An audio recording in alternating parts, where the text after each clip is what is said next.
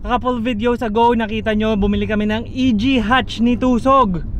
Na-stranded pa nga kami. Kung hindi mo pa napapanood yon, feel free to watch it after this video. Link ko sa description yung video na yun, panoorin mo yun. Sobrang what an experience yun. Before this video ends, we'll be showing you the EG hatch. We'll be discussing with you also the plans for that. Pero for now, dala natin yung Yaris natin. Pupunta tayo kay Tusog. Susunduin natin siya kasi pupunta tayo kay J-Mar Tire Center. Kung taga Marikina ka, alam mo yan, si JSM, one of the OG tire centers here in Marikina. So nagpapagas muna tayo. Ayan, last look ng Yaris kasi babalik na natin siya sa stock height, stock mags. Bakit? Secret syempre. So para sa mga nagtataka or nagtatanong, kung wala man nagtatanong, share ko na lang rin. 31 liters, 200 kilometers, full tank na niya from mababa sa 1/4. May tanong ako. Ano tanong mo? Sino tatanong? Wala nga eh, kaya nga share ko na lang. Share ko na lang eh. Fuck you! Magkano to? 50? 46 second hand. Eh? Mahal puta. Ng camera yan. Kala ko TikTok shop. Kaya dapat mag-subscribe na sila kasi nga pinapaganda na natin lahat. Dalawa na yung camera namin, lalo na sa Soup Talks. Kung hindi nyo napapanood yun, panoorin nyo. Okay, so sa mga nagtataka kung bakit hindi sa shop gagawin tong Yaris, isa lang ang rason. Isa lang ang rason. Ako kasi advocate ako ng lower NSM. Okay? So lahat ng kotse gusto ko lowered. And there's nothing I hate to do but to bring back lowered cars to its stock form. So no, hindi kaya ng saloobin kong i-back to stock itong Yaris na to. Kaya tinanggihan ko. Sabi na gawin mo naman, ayaw nga! Ew! Tangina! Yuck! Hindi lowered. Can't be. Mangangati ako. Ew. So this is Labuan Street. Going to Riverbank. Going to Concepcion. Yan yung JSM shop. Ngayon yung vape ko? Kaya ka malungkot? Okay, nandito na tayo sa JSM. Malamang kung tito-tito ka na, alam mo yan, no? Kung tito ka na, malamang may utang ka dito dati. Sinisimulan na yung Yaris natin. Babalik na natin sa stock. Ito yung spring. Yung mags rin, nandyan na. Hanapan lang natin ang gulong. Ay, ito po yung ganda nung... Ganda relo. Yung relos niya. Wall clock. Bagong deliver ng Nankang 2154516. Meron rin 20545. Ganyan kaya kabit natin sa EG. Ano sa tingin nyo? Comment down below ang magandang tire specs, saka mags na specs, and also offset ng wheels na para sa EG. Comment nyo down below. Sorry, bumili ako ng pickup coffee sa tapat. Ito, yan. Tapos, sabi sa akin ni Kuya, "Sir, anong kotse mo dyan, sir? Yung white, yung blue." Hindi, sabi ko, ito, tatakpan nung. Ito. Yaris na rin. Kasama mo yung poging vlogger na naka-white? Lul! Gago, no joke! Say lang ha. Bakit? Alam ko rota to eh. 2054517 na gulong. Tatago lang muna natin yan. Hindi ko lang alam kung anong klaseng rota to. Ayun o, parang ganun. Same yan. Ayun na yung stock mags natin. Yung isa. From this to this. 3, 2, 1. Tapos na. Back to stock na. Yan na yung itsura niya ngayon. So ito yung springs na tinanggal. Ito yung wheels na tinanggal natin. Papasakay na natin sa likod. This is one reason kung bakit gusto ko ng hatchback. Kasi pag tinupi mo tong row na to, mas lalaki pa yung cargo space mo. Ayan. Oh, ayan na. Kasyang-kasya, 4 na 17s. May space pa dito for the springs. Kaya sarap na naka-hatchback eh. Gago, kawaya may crush sa'yo doon.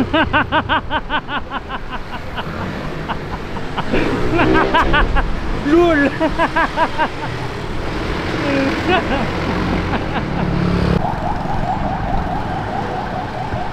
Oh, Tayo, na-tricycle na lang ako pauwi, gago.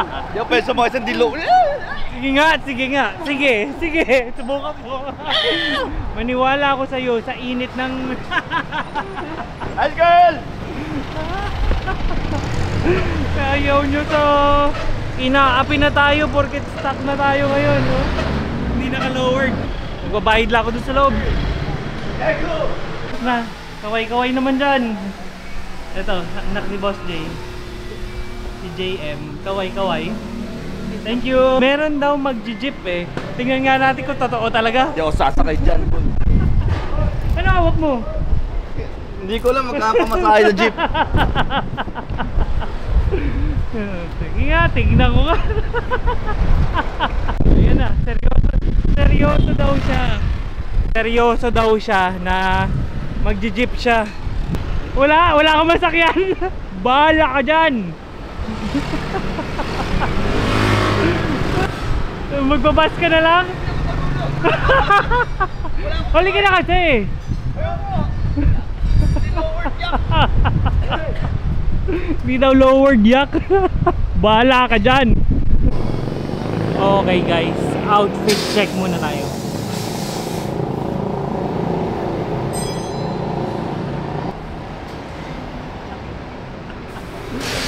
So kung meron kayo mga kailangan na wheels, tires, suspension upgrade, wheel alignment, feel free to visit JSM Tire Center. Ililink ko yung Facebook nila sa description. Ito na, wheel alignment. Wheel alignment. Balik-stock na eh. To be sure, since kinalas yung harap, yung suspension sa harap, papa-wheel alignment ko na. Para sigurado, isahan na lang tapos sa lahat.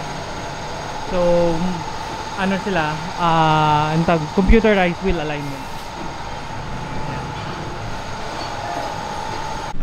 Bakit kaya sumasakay ito dito? Bakit kaya sumasakay ito dito? Init eh. Init na eh. Yung tapos pa, mag-jeep daw siya. Okay, tapos na tayo. Ito na, tapos tayo. Hindi ko talaga alam bakit nandito to. Tapang pa, mag-jeep daw. Walang jeep. Tangina, hirap lang para sumakay ng jeep dito. Nalulula ka? Sa taas? Oo, para SUV. Okay guys, so natapos na tayo dun sa Yaris. Medyo ginabi na tayo. Pero may surprise kami dito na dumating dito sa ano natin, sa garahe natin. That's me! Si Kuchi! So yan na. Ito yung EG natin. Igutan natin yan, promise ko sa inyo. Pero mamaya na yan. Ito na yung surprise. Ano? Igutan mo? Ito na yung paparating na kaabang-abang. Okay, ito na. Ito na, surprise. So bababa na nila yan. Shout out kay Sir Lex AutoWorks sa pag-primer, pagpintura ng engine bay. Thank you, thank you. Shout out mo si Hello. Sir. Maraming Sir salamat, Lex AutoWorks. Ayan na. Ansel! Maraming salamat. Ayan na. Ayan na yung ating K16 na 168. 168. Ito yung doors, binalot nila para hindi magasgas ang transportation. Tapos ikutan rin natin yan bukas. Pero sa ngayon ibababa muna nila. Dalawa na yung EG natin guys. So sobrang exciting na nito. Ito medyo matagal na project to, pero pag nabuo to solid to. Excited ka na? Saan? Sa gastos? Dito. Tsaka dito. ito na yung mahirap na part. Kasi magkatabi na sila. Mamaya mapipiesahan na to para dito. Oo. Mamaya ito dinamandar. Saan? Biglang naging donor car pala bigla. Biglang papinturahan na lang natin to. Hindi ko papapinturahan to hanggat di nabubuo to. Mahirap na. Hindi, wrap to, wrap. Wrap kasi madaling habol-habulin ng kulay. Bigyan mo ng isang wrap. Ayan, bubble wrap. Sabi mo? One man power. One man power. Hindi horsepower. Maganda rin sa dilim yan, ha? Ha? Maganda rin sa dilim. Ito? Oo, pwede na. Mas maganda yung black. Kasi we have the Full second... frame din, hindi. Hindi naman full frame yung isa, crop frame. We have a second camera, di ba? Kung napanood yung Soup Talks namin, I bought a ZV-E10 Mark II. Tapos yung original camera namin is the 6700. Mas kung ako tatanungin mo dun sa dalawa, mas gusto ko si 6700. Pero pwede na rin to si ZV-E10 Mark II. Oo, gaan lang yan. Tulak-tulak yan. So, ito na. Panoorin nyo kung paano namin ipoforma dun. Ang galing ko na ito sa makina yun. Taking away my breath when you tell me that you think it's hopeless. Turning away again, telling you that we can work this out, but you rather drop it. It's a flop, better to leave it right. Normally hard to pull the trigger, but you did it. Yeah, you shot. Accelerated the plot just to say I forgot about the pain and the struggles we went through. You got the chicken away. Promising that. Oh, yun na. What's next sa atin? Ay, doon. Ngayon lang ako magbubuo ng ganyan Lego. Thank you, kuya. Shout out sa inyo. Again, Engine bay ko kasi engine bay no isa. thank you kay Boss Lex Autoworks, tsaka kay Mr. Car Insurance. Shout out sa inyo. Thank you, guys. Thank you. Ayun na. Ikutan natin yung bukas. So, stay tuned. Huwag kayo aalis. Okay, guys. It's the next day na. Sabi ko sa inyo kagabi, may dumating tayo na extra special surprise sa inyo. Kasi dapat papakita ko lang sa inyo yung EG na binili natin.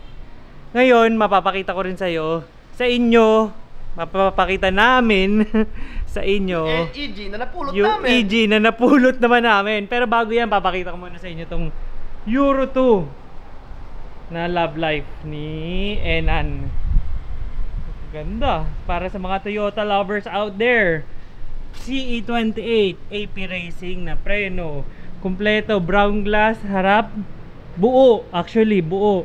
May auto leveler yung 114. 4x114 siya. May auto leveler yung headlights. Gumagana lahat yan. Functional lahat. TRD goodies sa engine bay. Recaro seats. Tapos automatic siya. TRD steering wheel, gauge. Pinalitan niya na rin lahat. Pati yung mga sidings. Para sa mga black top. Para sa mga naka-Toyota dyan, ma-appreciate nyo yan for sure. Tingnan natin engine bay. Yan, BT na may TRD goodies. Tapos yan yung intake box niya. Ewan ko ang tawag dyan, enclosure na rear. Hindi ko talaga maalala kung 1 of 2 o 1 of 1. Anyway, so yan. Ito na i-Yaris natin, pinagawa natin kahapon. All stock. Muntik na mag-commute yan, buti walang jeep. And syempre yung FD ni Tusog na tapakan na rin ng pusa. Ayan o, tapakan na rin ng pusa. And yung SIR ni Raf nandito pa rin sa atin. And finally, here's the EG hatch na binili natin. 3, 2, 1.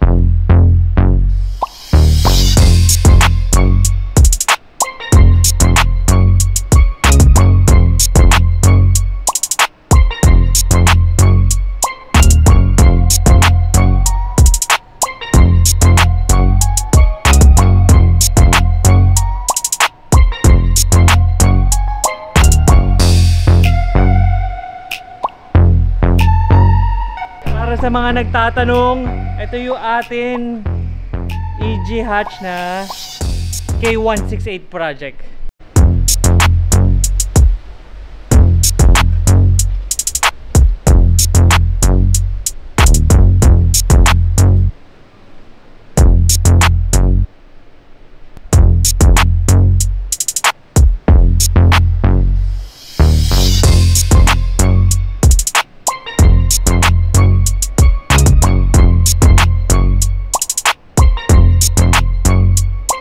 Tadan!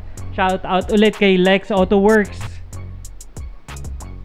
sa pag-ayos ng engine bay and primer ng buong katawan. And also then inside. Ito yung mga binalot pa nila, oh. Para lang sa transportation. Inayos na rin nila yung mga bulok. So this is the K168 project. Ano, paki-explain plano natin dyan. K-series. Upuan, dashboard, manibela, cambio, roll cage. Looking for. Yun lang. Yun lang naman niya. Looking for. Tsaka subwoofer sa likod. This is a long-term project nga namin. Sinabi na namin sa inyo yan. Kaya hindi nyo siya frequently nakikita. Next siguro nito is we'll be completing the engine. Meron lang a few more parts na kulang doon. Tapos nun, mounts. $600. Tapos, O mag-China. we'll be installing it here. Once it's installed, dadali na siya kay Decal Republic for livery. Fender tsaka hood. Ba't ka nakatingin dito? Kakarbon mo ba yan? Let's see. Carbon hood ka na, gago. Pwede. Tsaka fender. Meron bang gusto mag-sponsor sa akin ng carbon hood, tsaka fender, Carbon hood ka na, tsaka wing, no, tsaka tailgate? Nababato yun ako sa carbon tailgate. Lahat na natin, since nandyan na eh. Ito. Hindi na kasama yung pinto siguro. Ito naman tayo. Let's go. This is the EG hatch. Working EG hatch natin. Tara, ikutan na natin to. Nakuha natin siya na walang bumper sa likod. Kulang ng isang wiper. At walang power steering. Walang power steering. Kulang ng isang side skirt. And naka-scav. Tapos naka VTI seats. Kulang na papel. Ayan, naka VTI seats. Naka steering wheel na naging, like what I said, naging problem lang naman natin dyan is the check engine. Dahil sa speed sensor yon. Para sa mga nag-comment dun sa video natin na 17, ang gagaling nyo. Speed sensor yon, 17, tama kayo. Sanay na sanay kayo ah. Pero as of now, nakumpleto ko na yung ibang kulang. Nakahanap naman ako. So shout out dun sa mga pinagbilang ko ng mga parts, yung side mirror, yung wiper arm, yung bumper sa likod, yung side skirt. Actually, side skirt nakakuha ko ng isang piraso, the one yung missing lang talaga. Chamba. Sobrang swerte. Thank you sa smooth transactions natin. Yan na lang ang kulang. Baka meron kayong mahanap or marekomenda nagbebenta ng ceiling na yon, naghahanap kami. That's our engine, B16A engine. Ayan. Naka radiator na, nakatak yung long condenser nya. Ninja headers. Aside from that, yun lang. Naka STD na coilovers. Tapos naka-knock sensor delete, so pag merong ano dito mo papakinggan. Tol, kumakatok tol! Nakatak yung battery niya sa likod kasi most likely nandito yung oil catch can kasi breather to from the block. Tapos may breather pa siya from the head. Siguro dati nakaayos yan.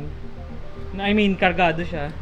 Na, you know, tabas pa to. So, ito yung pangit na tunog na. Kung sino, ay guys, kung sino may gusto ng header na to, swap sa Alpha. Alpha header kahit peke lang. Takin ang pangit tumunog niyan. Naka size 15 na spoonan. Slipstream most likely, pero naka tri-ace na wheels. Na gulong. Na goma. Harap likod. Baliktad. Guys, please, swapan nyo na yung Ninja Colero headers namin. So now, plans with this EG. Ito yung EG na habang inaantay itong K168 natin, this will be the car na kakarera namin, paglalaroan namin, ayusan natin na working. Gagamitin natin, show off, car meets, mga fun runs, mga karera, yan. You'll be seeing this EG with us. Ang plans natin dito is nothing too fancy. Hindi naman natin siya bubuuin as JDM car na kumpleto purista ganon na EG6. If you're expecting na something like full JDM builds, hindi na siya para sa akin hindi siya practical kasi sobrang mahal na EG parts, so sobrang hirap na maghanap niya. Like what I said, ako tatanungin nyo, it's better to buy a built Honda na kaysa sa bibili ka tapos ikaw pabubuo kasi hindi na siya practical ngayon, so sobrang mahal na talaga ng mga parts. Yun yung opinion ko. Again, opinion ko yun. Kung para sa inyo, iba pa rin yung sariling buo nyo, good for you guys. Pero that's my opinion. So again, we're still looking for partners who wants to help us with our builds with these two cars. Yung EG na naka B series and yung EG na K-swap. So we'll have a livery on this. Pareha sila. We'll be more than happy to put your name somewhere sa livery namin. Feel free to contact us through our other social media, Facebook, Instagram, TikTok. I'll be linking it sa description. Basically, at the end of the both projects, similar yung appearance nila. Minimal difference lang. Yun yung plano namin dyan sa dalawang yan. Yun na ang plano natin for now. Halos kompleto ko na yung mga kulang na parts. And yung ceiling na lang talaga kung meron kayo marerecommend doon. We'll end it here and we'll catch you in the next one. Sama ko kayo sa pagkabit ng EPS na ito. Cold start. Pinaka-cold start natin para marinig nyo. Yun na. Puta, waterproof pump nito ah. Lakas eh.